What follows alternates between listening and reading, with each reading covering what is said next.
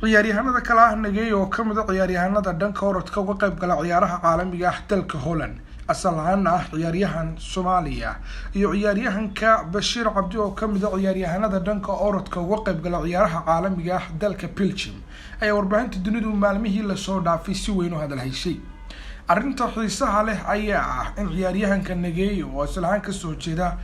Soomaaliya in hal mar la arkay isagoo u gacan haadinaya ciyaaryahan Bashir Abdi isla markaana uu sheegaya inuu guuleysan karo Bashir Abdi iyo Nageeye ayaa si weyn waxa baraha bulshada u qabsaday sawir muujinaya in midba midka kale guushiisa uu ku farxay xilli ay ka qayb galayeen ciyaarihii Olombikada ee ka socday dalka Japan ciyaaryahan Nageeye ayaa waxa uu sheegay doorka iyo muhiimadda ay u leedahay ciyaaryahanada Soomaalida gaar ahaan kuwa orodka iyo ciyaaraha fudud maalgelintu waxaan uu yiri horta sponsorka aad muhiim u yahay insaan sheegnaa bilowgii hore markuu Maxamed Farax kulna caawinayo waxa way maadaama ay wali soo saareen shirkadu badana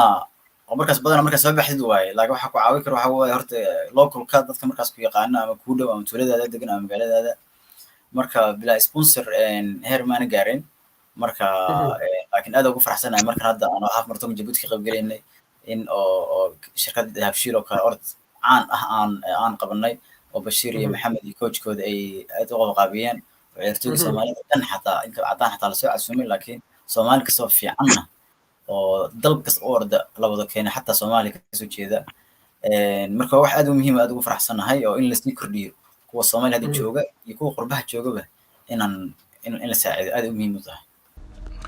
دنكيسا ciyaaryahan Bashir Abdi oo ay maal gelisay shirkadda caalamiga ah ee Dahabshiil ayaa waxa uu sheegay kaalinta shirkadda Dahabshiil iyo inay mudan tahay in lagu daydo maadaama ay tahay shirkadda kaliya Soomaaliyeed taasoo maalgelin ku sameysay ciyaaryahan ka qayb gala ciyaaraha caalamiga ah ee dhanka orodka iyo kuwa fudud waxaan uu yiri Dahabshiil wala shaqaynteeda waxaan bilownay sanadka bilowgiisii marka Abdi sheegayo aanu ku qabanay Djibouti orodkaasoo adduunka oo dhan wallahi ay Djibouti lagu bartay oo dad badan abu 20 wadan baa ka soo qayb galay adduunka oo badankood Yurub iyo Mareykanka iyo Australia xataa ka yimaadeen orodkaas oo rabnay dhalinyarada Soomaaliyeed inay helaan opportunity looga iskala qorto waana target leedahay waxba tababarinaysa orodkaas oo rabnay inuu dhalinyarada dhiirigelin u noqdo ay haystaan waxay u tababartaan waxay ku fikiraan arrinta markay soo kacaan orodkii baa soo socda taariikhdaas u dhacaya marka qiimaha ku fadhiday shirkadda Nike garanka ku ordo tartanka laba sponsor baa la ogolyahay markaas mid waa Nike midna waa Dahabshiil marka yani shirkadda Nike qiimaha ay leedahay ay Dahabshiil hadda ku fadhidaa world stage marka kama hadlayno Soomaaliya iyo kama hadlayno Afrika waxaan ka hadlaynaa adduunka oo dhan adduunka caalamka waxaan ka hadlayno waa London Marathon oo world major markaad ordaysid oo kamaradihi adduunka indhaha adigoon focus sameynayaan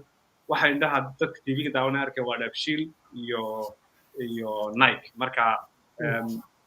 markaas waa farxad weyn oo la soo koobi karin inta shirkad Soomaaliyeed inay heerka joogto ay iyaguna fikradda wataan ay adduunka inay la janqaadaan rabaan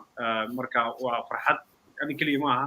waa horumar Soomaaliyeed waxaan rajeynayaa in halka laga socdo oo shirkadaha Soomaaliyeed kalena ay ku daydaan oo inaan waxa la yiri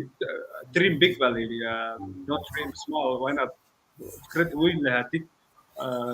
marka Dahabshiil tusaale u noqotay marka insha Allah waxaan rajeynayaa shirkadaha kale lagu daydaan ciyaaryahan Bashir Abdi ayaa garoonada caalamka waxa uu kaga qayb galaa ciyaaraha isagoo xiran garanka shirkadda Dahabshiil